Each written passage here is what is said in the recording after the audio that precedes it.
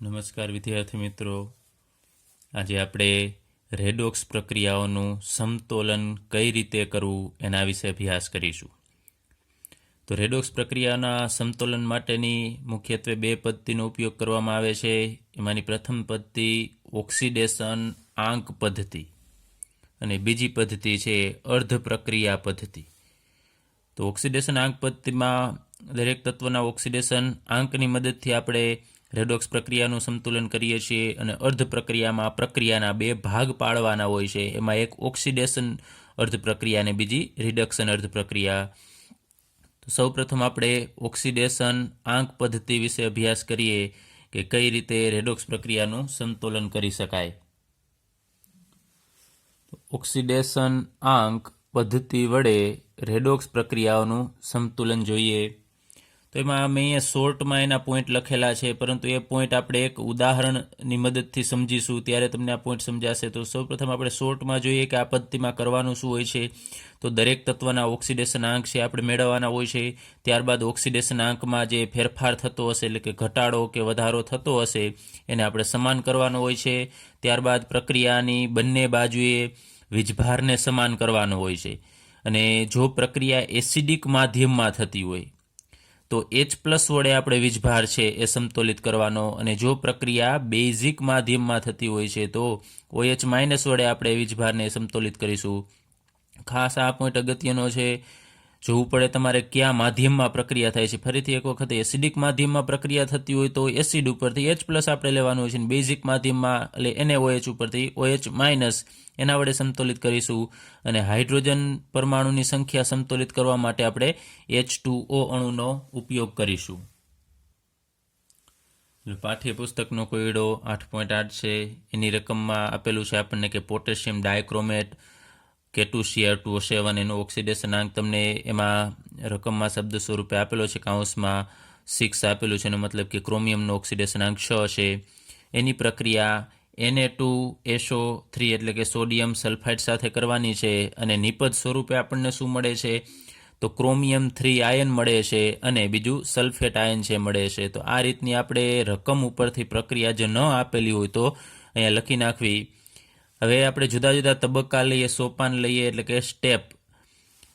તો સૌપ્રથમ મૂળ આયનીય પ્રક્રિયા લખવાની. અહીંયા આ આયનીય સમીકરણ નથી, આ K2Cr2O7 છે, આખું સંયોજન છે, તેમાંથી આયનીય પ્રક્રિયા. તો અહીંયા આપણે પોટેશિયમને કાઢી નાખશું, કારણ કે પોટેશિયમનું કોઈ ઓક્સિડેશન કે રિડક્શન થતું હોતું નથી, એનો ઓક્સિડેશન આંક ફિક્સ હોય. એ જ રીતે સોડિયમનો પણ ઓક્સિડેશન આંક ફિક્સ હોય છે, બદલતો નથી. એટલે આપણે એને કાઢી નાખીએ તો અહીંયા 2 પોટેશિયમ જશે તો Cr2O7 2 K+ જાય તો અહીંયા પાછળ ઋણ વીજભાર આવશે 2- aqueous, પ્લસ અહીંયાથી 2 Na જશે એટલે 2 ધન વીજભાર દૂર થશે તો પાછળ SO3 ઉપર 2- વીજભાર આવશે aqueous, અને એમાંથી આ તો આપણે અગાઉથી લખેલું જ છે, આયન સ્વરૂપમાં જ છે, 3+ aqueous plus sulphate ion SO4 2-. ચાલો, આ મૂળ આયનીય પ્રક્રિયા આપણે લખેલી છે. એના પછી શું કરવાનું થશે, આપણે ઓક્સિડેશન આંક છે એ મેળવવાનો છે દરેક તત્વનો. તો એમાં મુખ્યત્વે આપણે જે ક્રોમિયમ અને સલ્ફર છે, આમ તો દરેકનો આપણે લખીએ એટલે આપણને ખ્યાલ આવશે કે કેના ઓક્સિડેશન આંકમાં ફેરફાર થાય છે. તો મુખ્યત્વે આપણે લખીએ ક્રોમિયમ અને સલ્ફરનો ઓક્સિડેશન આંક મેળવવાનો.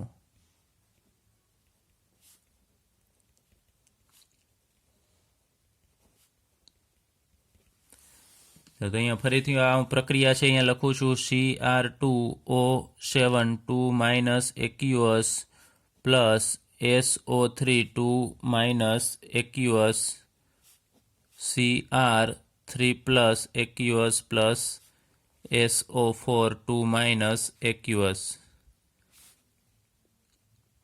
ચલો, એમાં અહીંયા Cr2 છે, એમાં એક ક્રોમિયમનો ઓક્સિડેશન આંક કેટલો હશે મેળવવાનો છે. તો એ જેનો આપણને ખ્યાલ આવે તો સાઈડમાં આપણે ગણતરી કરીને મેળવી શકાય, અથવા ડાયરેક્ટલી 7 દુ 14, 14માંથી આ 2 બાદ કરવાના થશે એટલે 12, અને 2 ક્રોમિયમનો છે તો એક ક્રોમિયમનો મેળવવા માટે 12/2 એટલે કે આપણને 6 મળશે, એટલે અહીંયા +6. અને આનો ઓક્સિડેશન આંક તો આપણને રકમમાં કોયડામાં રકમમાં આપેલો છે કે પોટેશિયમ ડાયક્રોમેટ 6, એટલે એમાં ક્રોમિયમનો ઓક્સિડેશન આંક +6 થશે. અહીંયા ઓક્સિજનનો ઓક્સિડેશન આંક -2 હોય છે, પણ આપણે લખતા નથી કેમ કે બદલશે નહીં. તમારે લખવું હોય તો તમે લખી શકો. અહીંયા સલ્ફરનો ઓક્સિડેશનાંક કેટલો હશે? તો 3 દુ 6, 6 માંથી 2 બાદ કરીએ એટલે આપણને 4 મળશે. તો સલ્ફરનો ઓક્સિડેશનાંક +4. અહીંયા ઓક્સિજનનો -2 જ હશે એટલે આપણે લખતા નથી. ક્રોમિયમનો અહીંયા ઓક્સિડેશનાંક એના વીજભાર જેટલો જ હોય તો +3. અહીંયા SO4માં સલ્ફરનો 4 દુ 8 માંથી 2 બાદ કરીશું એટલે 6. તો અહીંયા તમે જુઓ છો કે ક્રોમિયમનો ઓક્સિડેશનાંક +6 છે અને અહીંયા +3 છે. એનો મતલબ કે ઓક્સિડેશનાંકમાં ઘટાડો થાય છે, તો ક્રોમિયમનું રિડક્શન થાય છે. તો ક્રોમિયમનું રિડક્શન થાય છે તો આમ કહી શકાય કે આ રિડક્શન કરતા હશે, સોરી આ ઓક્સિડેશન કરતા થશે, બીજાનું ઓક્સિડેશન કરશે. સેમ જ રીતે અહીંયા સલ્ફર છે, એમાં અહીંયા 4 માંથી 6 એટલે ઓક્સિડેશન, આનો ઓક્સિડેશનાંકમાં વધારો થાય છે એટલે આનું પોતાનું ઓક્સિડેશન થયું કહેવાય, તો આને આપણે રિડક્શન કરતા કહેશું. ત્યારબાદ આપણે સોપાન ત્રીજું લઈએ. એમાં ઓક્સિડેશન આંકમાં થતા વધારા કે ઘટાડા ને સમતોલિત કરવો અથવા તો સમાન કરવું. તો સૌપ્રથમ આપણે લઈએ કે આ પ્રક્રિયા છે ને હું ફરીથી અહીંયા લખું છું Cr2O7 2- પ્લસ SO3 2- અને એમાંથી આપણને મળે છે Cr3 પ્લસ SO4 2-. આ એક્યુઅસ ફોર્મમાં છે બધું.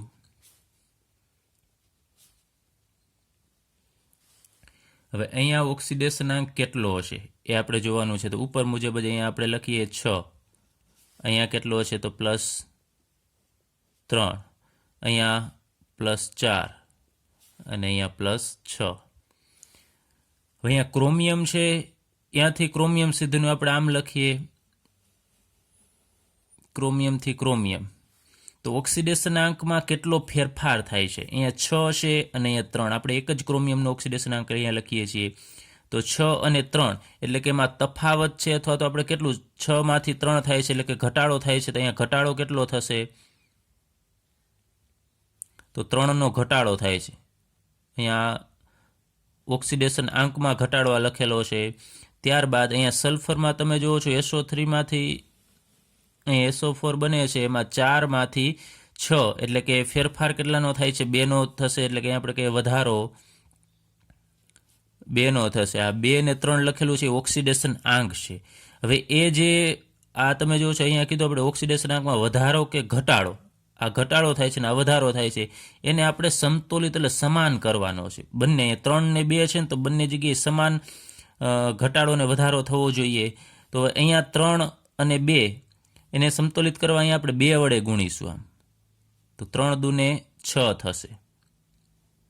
એ જ રીતે અહીંયા આપણે કેટલા વડે ગુણીશું? 3 વડે, તો જ 6 થશે. અહીંયા જે હવે આપણને 6 વેલ્યુ મળે છે એ અહીંયા બંને જગ્યાએ જોવો છો સમાન છે. એટલે અહીંયા આપણે 3 અને 2 ને કોઈ એવી સંખ્યા વડે ગુણવાનું કે મળતો જવાબ છે એ સમાન આવવો જોઈએ. તો હવે અહીંયા જે ફેરફાર છે એ સમાન થશે, પરંતુ ક્યારે?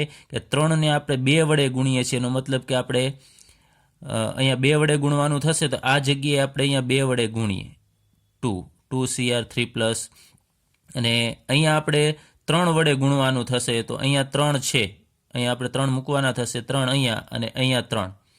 હવે એક બીજી વસ્તુ કે અહીંયા આપણે બંને જગ્યાએ 3 મૂકીએ છીએ અને અહીંયા 2 વડે ગુણવાનું થશે તો આપણે અહીંયા જ 2 વડે ગુણીએ છીએ. આ જગ્યાએ આપણે 2 વડે નથી ગુણતા, કારણ કે ક્રોમિયમ અહીંયા 1 હતો એટલે એ બેલેન્સ પણ થઈ જશે 2Cr, જ્યારે અહીંયા 2 ક્રોમિયમ પહેલેથી હતા જ, એટલે અહીંયા આપણે કોઈ ફેરફાર કરવાનો નથી. ખાસ ધ્યાન આપજો. અહીંયા ક્રોમિયમ છે બેલેન્સ અત્યારે હવે આપણે 2 વડે અહીંયા ગુણીએ છીએ એટલે થઈ જશે સમાન, કારણ કે આપણે સમતોલિત કરવું છે. એટલે કે બધી બાજુએ આ સમીકરણની ડાબી બાજુએ અને જમણી બાજુએ સમાન પરમાણુ અથવા આયન છે એ હોવા જોઈએ. એ રીતે આપણે બેલેન્સ કરવાનું થશે. એટલે ક્રોમિયમ આ બાજુએ અહીંયા 2 હતા, અહીંયા 1 હતા, હવે એ સંતુલિત થઈ ગયા છે બંને બાજુએ ક્રોમિયમ. અને સલ્ફર પણ અહીંયા પહેલેથી સમાન જ હતા, પરંતુ ઓક્સિડેશનાંકમાં વધારો ઘટાડો સમાન કરવા માટે આપણે 3 વડે ગુણીએ છીએ. તો આને પણ 3 વડે ગુણવાના અને આને પણ 3 વડે ગુણવાના થશે. હવે માનો કે આ જગ્યાએ અહીંયા 2 હોય ને અહીંયા બીજો કોઈ અંક હોય અને આપણે બીજા વડે ગુણવાનું થાય તો બંનેને ગુણવા પડશે. ટૂંકમાં આ સ્ટેપમાં અહીંયા જેનો ઓક્સિડેશનાંક ફેરફાર થતો હોય છે એ બંને પણ સમાન થવા જોઈએ. હવે એના પછીનું સોપાન લઈએ. પહેલાં અહીંયા આપણને રકમમાં આપેલું છે કે આ પ્રક્રિયા છે એ એસિડિક માધ્યમમાં થાય છે. ચલો, આ અગત્યનું છે કે કયા માધ્યમમાં પ્રક્રિયા થાય છે. જો બેઝિક માધ્યમ હોય અથવા તમને જો આ રીતે ડાયરેક્ટલી પ્રક્રિયા આપેલી હોય તો કાઉન્સમાં લખેલું હશે કે એસિડિક માધ્યમ કે બેઝિક માધ્યમ, અથવા જો રકમ સ્વરૂપે શબ્દ સ્વરૂપે આપેલું હોય તો એમાં પણ ઉલ્લેખ કરેલું હશે કે કયા માધ્યમમાં પ્રક્રિયા થશે, કારણ કે આની જરૂર પડશે આપણે વીજભારને બેલેન્સ કરવા માટે. ત્યારબાદ સોપાન ચોથું કે બંને બાજુ આયનીય વીજભારને સમાન કરવો. તો અહીંયા માધ્યમ આપણે વાત કરી કે એસિડિક માધ્યમમાં પ્રક્રિયા થાય છે તો વીજભાર આપણે H+ વડે સમતોલિત કરીશું. તો સૌપ્રથમ આપણે આ પ્રક્રિયા ફરીથી લખીએ. Cr2O7 aqueous plus 3SO3 aqueous. હવે આ બાજુએ થોડી આપણે જગ્યા રાખીશું, કારણ કે વીજભાર છે બેલેન્સ કરવા માટે આપણે કાં આ બાજુએ કે આ બાજુએ કંઈક એડ કરવું પડશે. થોડી જગ્યા આ બાજુએ આપણે મૂકી દઈએ. જો બેલેન્સ કરવાનું થશે તો અહીંયા કંઈક મૂકવું પડે. ત્યારબાદ અહીંયા 2Cr3+ aqueous ઉપર મુજબ જ આપણે સમીકરણ લખવાનું છે જે બેલેન્સ કરેલું છે. 3SO4 2 હવે અહીંયા વીજભાર કેટલો છે, આયનીય વીજભાર, તો આ આયન છે. અહીંયા વીજભાર કેટલો છે તો તમે જુઓ છો અહીંયા આ બાજુનો ટોટલ સાદુરૂપ અહીંયા હું આપું છું -2, પછી અહીંયા એક આયન ઉપર 2 છે તો 3, એટલે અહીંયા 3 દૂને 6, એટલે ટોટલ અહીંયા -6 થશે. આપણે સરવાળો કરવાનો છે, હું ડાયરેક્ટલી આમ લખું 6 અને 2 8, એટલે -8 થશે. આ બાજુ અહીંયા 3 દૂને 6 છે એટલે અહીંયા +6, પછી અહીંયા 3 દૂને 6 એટલે -6, તો અહીંયા સાદુરૂપ આપીશું આપણે એટલે 0 થશે. તો આ બાજુ એ વીજભાર છે એ -8 છે અને આ બાજુ એ 0 છે. તો વીજભાર આપણે બંને બાજુએ સમતુલિત કરવો છે, પરંતુ H+ વડે, એટલે આપણે ધન વીજભાર ઉમેરવાનો છે. તો જો આ બાજુએ આપણે H+ ઉમેરીશું તો આ બાજુએ ધન થતો જશે 1 2 3 4 એ રીતે. તો જ્યારે 0 અને ઋણ આ બાજુ હોય તો માઇનસ બાજુએ આપણે સામાન્ય રીતે જે બાજુ ઋણ વીજભાર આ રીતે વધુ હોય -8 છે તો આ બાજુએ આપણે ધન વીજભાર છે ઉમેરવાનો થશે. તો અહીંયા -8માં હવે એક હાઇડ્રોજન ઉપર +1 વીજભાર છે, એટલે આપણે એક H+ ઉમેરીશું, એનો મતલબ કે એક ધન વીજભારનો ઉમેરો કરીએ છીએ. તો અહીંયા 0 છે તો સમાન કરવા માટે આપણે અહીંયા આ બાજુએ શું એડ કરવું પડશે? +8 એડ કરવા પડશે. તો -8 અને +8 એનો સરવાળો થશે તો 0 થશે. તો +8 એડ કરવા માટે આપણે 8H+ ઉમેરવાના થશે, એટલે +8H+, આમ આપણે મૂકીએ aqueous. તો હવે આપણે ટોટલી અહીંયા જુઓ છો તમે કે આ બધાનો સરવાળો કરીએ તો -2 આના, અહીંયા -6 છે અને અહીંયા 8 × 1 એટલે +8 થશે. ચલો એનું સાદુરૂપ આપીશું એટલે અહીંયા 0. આ બાજુએ તો પહેલેથી અહીંયા 0 છે, તો હવે અહીંયા બંને બાજુએ 8H+ ઉમેરવાથી આયનીય વીજભાર છે બંને બાજુએ સમાન થશે. હવે એવું જરૂરી નથી કે બંને બાજુએ 0 જ લઈ આવવું, પણ સમાન હોવો જોઈએ બંને બાજુએ. ત્યારબાદ છેલ્લું સોપાન કે એમાં હાઇડ્રોજનની સંખ્યાને આપણે સમાન કરવાની છે, એના માટે આપણે H2O અણુનો ઉપયોગ કરવાનો થશે. તો અહીંયા આ પ્રક્રિયા છે એમાં તમે જુઓ છો કે ડાબી બાજુએ, એટલે કે આ બધા પ્રક્રિયક છે એમાં હાઇડ્રોજન છે, કેટલા છે? 8 હાઇડ્રોજન. જ્યારે જમણી બાજુએ હાઇડ્રોજન છે જ નહીં, તો આપણે આ બાજુ હાઇડ્રોજન છે ઉમેરવા પડશે. ને હાઇડ્રોજન ઉમેરવા માટે આપણે કેના અણુનો ઉપયોગ કરીશું? તો H2O અણુનો ઉપયોગ કરીશું. તો આ બાજુએ આપણે H2O અણુ છે ઉમેરવા પડશે. તો અહીંયા પ્રક્રિયા લખું છું Cr2O7 2 +3SO3 2 aqueous +8H+ aqueous. હવે તમને ખ્યાલ છે હાઇડ્રોજન આ બાજુએ છે તો આ બાજુએ આપણે H2 ઉમેરવાના નહીં થાય, કારણ કે આ બાજુ હાઇડ્રોજન છે જ નહીં, તો આ બાજુએ H2 ના અણુ ઉમેરવાના થશે. અને કેટલા ઉમેરવાના થાય એ આપણે ગણતરી કરીએ.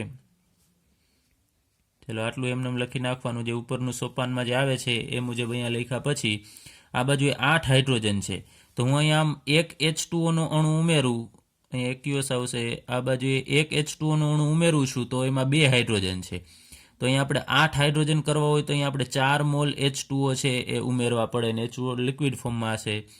તો અહીંયા તમે જુઓ છો 4 દૂને 8 હાઇડ્રોજન, અને આ બાજુએ પણ 8 હાઇડ્રોજન થઈ જશે. હવે પાણીનો અણુ ઉમેરવાથી વીજભારમાં કોઈ પણ પ્રકારનો ફેરફાર થતો નથી, તમે જુઓ છો, કારણ કે પાણીનો અણુ તટસ્થ છે, એમાં ઉપર કોઈ વીજભાર નથી. અહીંયા આપણે વીજભાર સંતુલિત કરેલો કે આ બાજુ H+ ઉમેરીએ છીએ એટલે અહીંયા વીજભાર બંને બાજુએ સમાન થઈ જાય છે.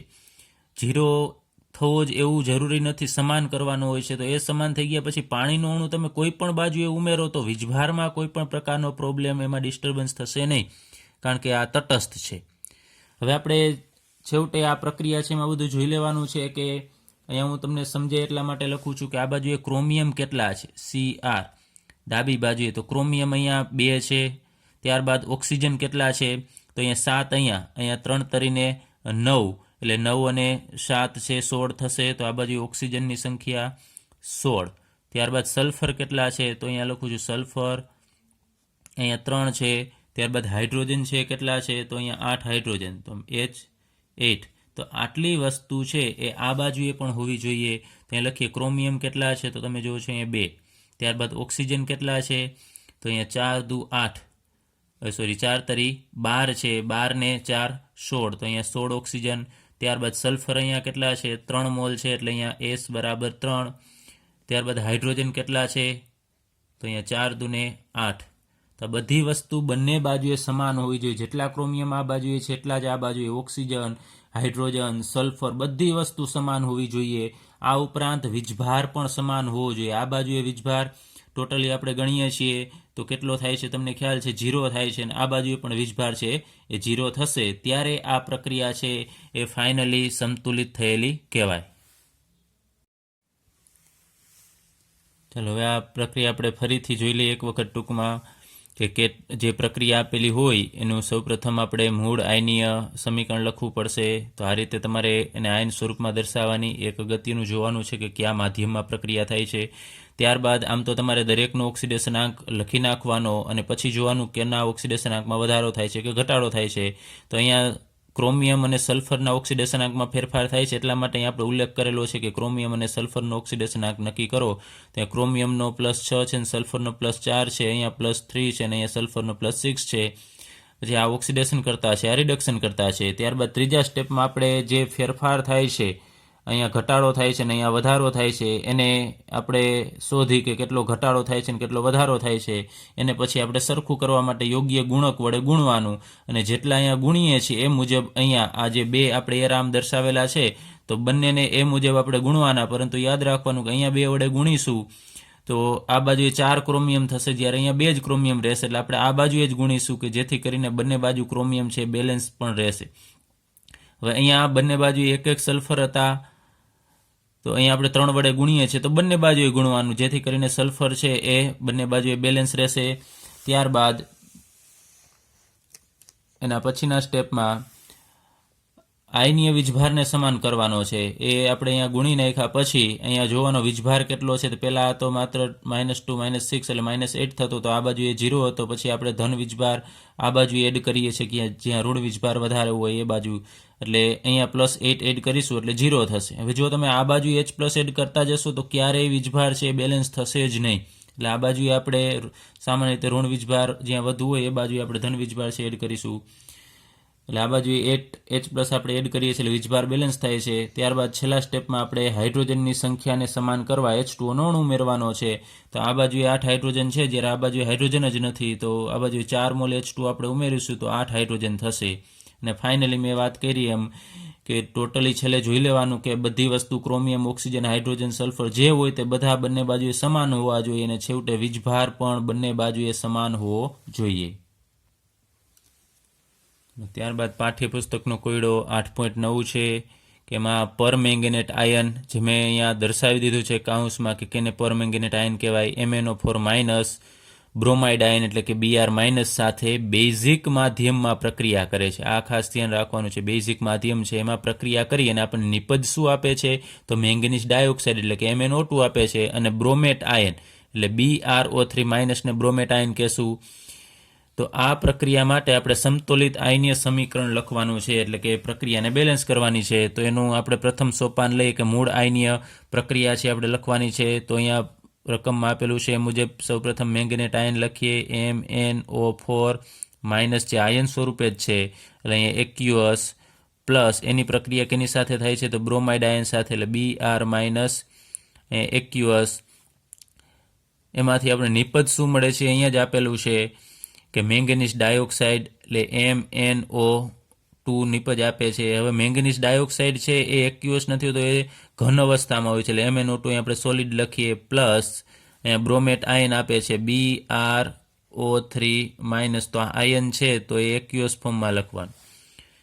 હવે આપણે દરેકનો ઓક્સિડેશન આંક છે એના પછીના સોપાનમાં લખવાનો થશે, પણ ઓક્સિજનના ઓક્સિડેશન આંકમાં એ ફેરફાર નથી થતો એટલે આપણે એનો ઉલ્લેખ નથી કર્યો. પણ અમુક વખતે એવું હોય કે બીજામાં ફેરફાર ન થતો હોય તો ઓક્સિડેશનમાં પણ, ઓક્સિજનના ઓક્સિડેશન આંકમાં પણ ક્યારેક ફેરફાર થતો હોય જ્યારે પેરોક્સાઇડ કઈ રીતે હશે ત્યારે. તો સૌપ્રથમ આપણે આ પ્રક્રિયા છે ને ફરીથી અહીંયા લખીએ, MnO4 માઇનસ એક્યુઅસ અવસ્થામાં પ્લસ Br માઇનસ એક્યુઅસ, અહીંયા MnO2 solid plus BrO3 minus aqueous. મેંગેનીઝનો ઓક્સિડેશન આંક આપણે અહીંયા લખવાનો છે, તો અહીંયા 4 દુ 8, 8માંથી એક બાદ થશે એટલે +7 થશે. ઓક્સિજનનું લખવું હોય તો લખી શકાય -2. પછી બ્રોમિન છે, અહીં બ્રોમાઇડનું ઓક્સિડેશન આંક તો એના ઉપર રહેલા વીજભાર જેટલો જ હોય, કારણ કે એક પરમાણુ આયન છે એટલે અહીંયા -1. અહીંયા આવે MnO2માં, નિપજમાં MnO2માં મેંગેનીઝનો ઓક્સિડેશન આંક અહીંયા ઓક્સિજનનો -2 હોય તો આ બાજુ અહીંયા 2 નો થઈને -4 થશે, અને જમણી બાજુએ જાય એટલે +4, એટલે મેંગેનીઝનો +4. ત્યારબાદ અહીંયા BrO3 માઇનસમાં બ્રોમિનનો ઓક્સિડેશન આંક અહીંયા 3 દુ 6, 6માંથી આપણે એક બાદ કરવાનો એટલે +5 થશે. તો અહીં આપણે મેંગેનીઝ અને બ્રોમિનના લખેલા છે. ઓક્સિજનના ફરીથી કહું છું લખો હોય તો લખી શકાય, પછી એને આગળના સ્ટેપમાં નહીં લખવાના, કારણ કે જેના ઓક્સિડેશન આંકમાં ફેરફાર થતો હોય ને, વધારો થતો હોય ને ઘટાડો થતો હોય, એના જ ઓક્સિડેશન આંક લખવાના. બીજા બધાના તમે લખશો તો તમને જ પ્રોબ્લેમ થશે આગળ ઉપર. તો ભાઈ અહીંયા એના પછીના સ્ટેપમાં સોપાન 3માં શું કરવાનું થશે કે ઓક્સિડેશન આંકમાં થતા વધારા કે ઘટાડાને સમાન કરવાનો છે. તો મેંગેનીઝના ઓક્સિડેશન આંકમાં ઘટાડો થાય છે 7માંથી 4, અને બ્રોમિનના ઓક્સિડેશન આંકમાં તમે જુઓ છો વધારો થાય છે -1માંથી +5. તો આપણે એ જે ફેરફાર છે બંનેની વચ્ચેનો એને આપણે સંતુલિત કરીશું. ચલો, સોપાન 3 માટે મેં અહીંયા પ્રક્રિયા ઉપર જે હતી એ જ અહીંયા લખી નાખી છે. ફરીથી એનો ઓક્સિડેશન આંક અહીંયા હું લખું છું. મેંગેનીઝનો +7 છે, બ્રોમિનનો છે -1 છે, અહીંયા MnO2માં મેંગેનીઝનો +4 અને અહીંયા +5. હવે જોઈએ કે મેંગેનીઝના ઓક્સિડેશન આંકમાં કેટલો ઘટાડો થાય છે, તો અહીંયા આ રીતે હું આમ દર્શાવી દઉં છું કે અહીંયા મેંગેનીઝથી મેંગેનીઝ સુધી તો અહીંયા 7માંથી 4 થાય છે, એટલે કે ઘટાડો અહીંયા થાય છે એ લખું છું ઓક્સિડેશન આંકમાં. જે અહીંયા ઘટાડો લખું છું એ ખાસ યાદ રાખજો, ઓક્સિડેશન આંકમાં હું એ દર્શાવતો નથી, પણ જે ઘટાડો છે ઓક્સિડેશન આંકનો છે એ ઘટાડો અહીંયા 3નો થાય છે. અને અહીંયા બ્રોમિનમાં કેટલો વધારો થશે? એકમાં ઘટાડો થતો હશે તો બીજામાં સામે વધારો થતો જ હોય તો જ આપણે એને રેડોક્સ પ્રક્રિયા કહેશું. તો અહીંયા -1થી +5, તો એમાં ફેરફાર છે એ વધારો થશે 6નો થશે, કારણ કે -1 પછી 0 આવશે. -1 પછી 0, 1 2 3 4 5 6, એટલે અહીંયા વધારો થાય છે ઓક્સિડેશન આંકમાં એ 6નો થાય છે. હવે એ જે ફેરફાર છે એટલે કે વધારો કે ઘટાડો એને આપણે સમાન કરવાનો છે. ત્યાં 3 અને 6ને સમાન કરવાનું છે. તો કઈ રીતે કરીશું? તો અહીંયા 3 ગુણ્યા આપણે 2 કરી નાખીએ એટલે અહીંયા 6 થશે. તો અહીંયા તો પહેલેથી 6 છે જ, તો અહીંયા જ ગુણવું પડશે આપણે. 3 દુને 6 અહીંયા થઈ જાય છે, અહીંયા કોઈ ગુણવાની જરૂર નથી, અથવા આપણે ચાલો બંને બાજુએ ગુણવું હોય બંને જગ્યાએ તો અહીં 1 વડે ગુણી નાખીએ, એટલે 1 વડે ગુણીશું કોઈ ફેરફાર થશે ને, એટલે ઓક્સિડેશન આંકમાં જે ફેરફાર વધારો ઘટાડો છે હવે અહીંયા સમાન થઈ ગયો છે. બીજું એક કે અહીંયા ઘટાડો થાય છે તો એ શું થશે? પોતાનું શું થાય છે?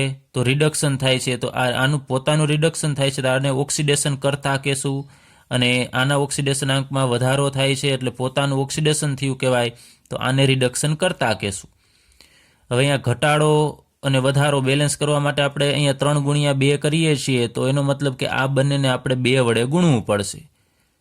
જેમાં જે ફેરફાર હોય અહીંયા 2 વડે ગુણવાનું થશે, તો આ જગ્યાએ આપણે 2 વડે ગુણીશું, અહીંયા પણ 2 વડે ગુણીશું, કારણ કે એ બંને બાજુએ ગુણીશું તો જ મેંગેનીઝ છે તમે જુઓ છો પહેલાં બંને બાજુએ સમાન 1 જ હતા. હવે જો અહીંયા ગુણીએ ને અહીંયા ન ગુણીએ તો અનબેલેન્સ થશે, એટલે બંને બાજુએ આપણે અહીંયા ગુણી દેવાના થશે, એટલે 2 વડે ગુણવાનું. ત્યારબાદ BR માઇનસ છે એમાં આપણે 1 વડે ગુણીએ છીએ. એનો મતલબ કે અહીંયા તમે 1 લખો તો કોઈ પ્રોબ્લેમ ફેરફાર થશે જ નહીં, એટલે આપણે અહીંયા લખતા જ નથી. એટલે હવે અહીંયા બધી વસ્તુ બેલેન્સ છે. મેંગનીઝ પણ બેલેન્સ જ છે, બ્રોમિન પણ બેલેન્સ છે, અને ઓક્સિડેશન આંકમાં જે ફેરફાર થતો હશે એ પણ સમાન જ હશે. હજી બીજી રીતે જોવું હોય તો જોઈ શકાય કે બંને મોલમાં આપણે સંયુક્તપણે ગણીએ ટોટલી કે એક મેંગેનીઝનું ઓક્સિડેશન આંક +7 છે, તો બેનો કેટલો થશે સંયુક્તપણે? તો અહીંયા 7 દુને 14 થશે. આપણે ઓક્સિડેશન આંક ગણીએ છીએ આ બાજુએ, તો અહીંયા 14. તો આ બાજુએ કેટલો થશે? 1નો +4, તો 2 મેંગેનીઝનો 4 દુને 8 થશે. એટલે અહીંયા હું લખું છું પહેલી સાઈડ 8, તો આપણે બાદબાકી કરીએ તો 14માંથી 8 બાદ કરીએ એટલે આપણને કેટલા મળશે? 6. તો આનો જે ફેરફાર આવશે એ 6 આવે છે, તમે જુઓ છો, જે આના વધારા જેટલો જ છે. ચલો ત્યારબાદ સોપાન 4 કે બંને બાજુ આયનીય વીજભારને આપણે સમાન કરવાનો છે, અને અહીંયા બેઝિક માધ્યમ હોવાથી આપણે વીજભાર OH- વડે સમાન કરીશું. તો ઉપર સોપાન 3માં આપણે જે પ્રક્રિયા છે લખેલી છે ઓક્સિડેશન આંકમાં ઘટાડો વધારાને આપણે જે સમાન કરેલી, એના એ પ્રક્રિયા આપણે સોપાન 4માં અહીંયા લખવાની થશે.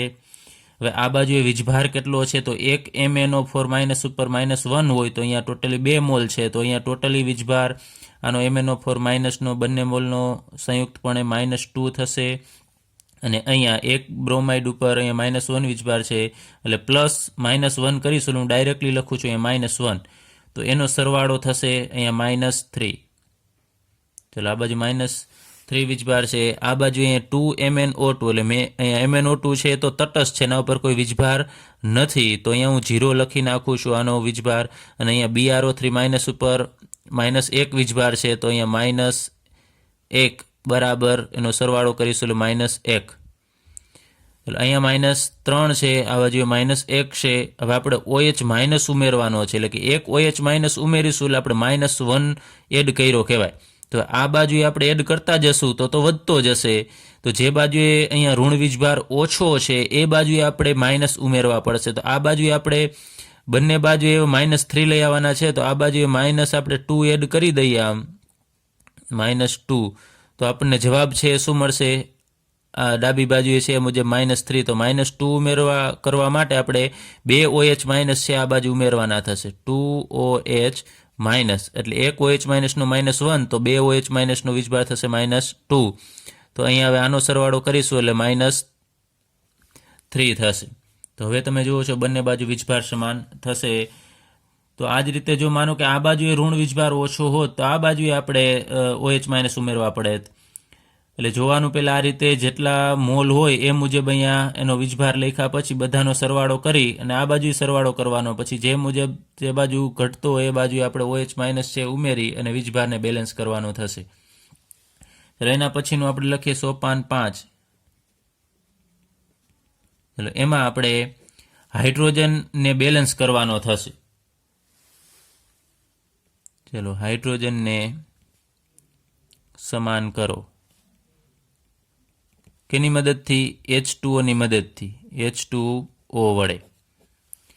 આપણે આ બાજુ લખીએ 2 મોલ MnO4- ઉપરનું સમીકરણ છે એ અહીંયા હું ફરીથી લખું છું, Br- અહીંયા aqueous, પછી આ બાજુ થોડી જગ્યા રાખી દેવાની, પહેલી સાઈડ તો જગ્યા રહેશે જ, 2 MnO2 solid plus BrO3- aqueous plus અહીંયા 2OH- એ aqueous જ આવશે.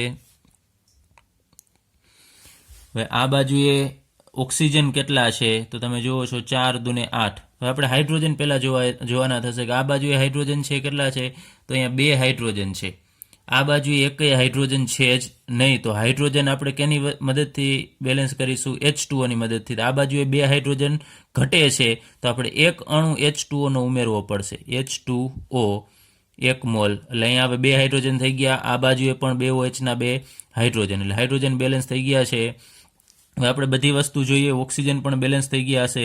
મેંગેનીઝ આ બાજુએ કેટલા છે, તો મેંગેનીઝ અહીંયા 2, ત્યારબાદ ઓક્સિજન છે કેટલા છે, તો 4 દુને 8 અને એક અહીંયાનો ઓક્સિજન એટલે 9, એટલે 9 ઓક્સિજન. ત્યારબાદ બ્રોમિન કેટલા છે, Br, તો 1. હાઇડ્રોજન કેટલા છે, 2. આ બાજુએ જોઈએ કે મેંગેનીઝ કેટલા, તો Mn અહીંયા 2 છે. ત્યારબાદ ઓક્સિજન કેટલા છે, તો અહીંયા 2 દુ 4, 4 ને 3 7 અને 2 અહીંયા એટલે 9, એટલે ઓક્સિજન 9. Bromine Br 1. હાઇડ્રોજન કેટલા છે અહીંયા, તો 2. તો બંને બાજુ એટલે કે પ્રક્રિયક સાઈડ અને નિપજ સાઈડ બધી વસ્તુ છે સમાન હોવી જોઈએ. અને વીજભાર તો બેલેન્સ જ હશે, કારણ કે આપણે અહીંયા ઉપરના સ્ટેપમાં વીજભાર બેલેન્સ કર્યો છે. પાણી ઉમેરવાથી વીજભારમાં કોઈ પણ પ્રકારનો ફેરફાર થતો નથી, કારણ કે પાણી છે એ વીજભારની દ્રષ્ટિએ એ તટસ્થ છે, તટસ્થ અણુ છે. હવે તમારે કંઈ આ નીચે લખવાની જરૂર નથી, માત્ર મેં તમને સમજાવવા માટે આ લખેલું છે કે MnBr કેટલા છે. ચાલો, હવે બીજી અમુક પ્રક્રિયાઓ તમને એવી પણ જોવા મળશે કે જેમાં એક જ પદાર્થનું ઓક્સિડેશન થતું હોય અને રિડક્શન થતું હોય, એટલે કે વિષમીકરણ પ્રક્રિયા હોય તો શું કરવું. તો અહીંયા એ મુજબ અહીંયા આપણે લખીએ છીએ, તમે જુઓ છો અહીંયા મેંગનીઝના ઓક્સિડેશનાંકમાં ઘટાડો થાય છે અને બ્રોમિનના ઓક્સિડેશનાંકમાં વધારો થાય છે. અહીંયા અલગ અલગ તત્વ છે, તો આને આપણે વિષમીકરણ પ્રક્રિયા નહીં કહીએ, પણ માનો કે વિષમીકરણ પ્રક્રિયામાં મેંગેનીઝ અથવા તો અહીંયા બ્રોમિન છે જે હોય એ એકનું જ ઓક્સિડેશન અને રિડક્શન થતું હોય, ત્યારે આ એક પદાર્થ જે હોય એને આપણે 2 વખત લખવાનો, એટલે કે Br હોય તો અહીંયા બંને જગ્યાએ Br જ લખવાનું થશે. ત્યારે આ તમને આવું આપેલું જ નહીં હોય. માનો કે બ્રોમિન જ હોય તો એનું જ ઓક્સિડેશન અને રિડક્શન થતું હોય તો બ્રોમિનને 2 વખત લેવાના, તો જ તમે આ રીતે એકમાં આમ ઘટાડો અને એકમાં વધારો છે દર્શાવી શકશો.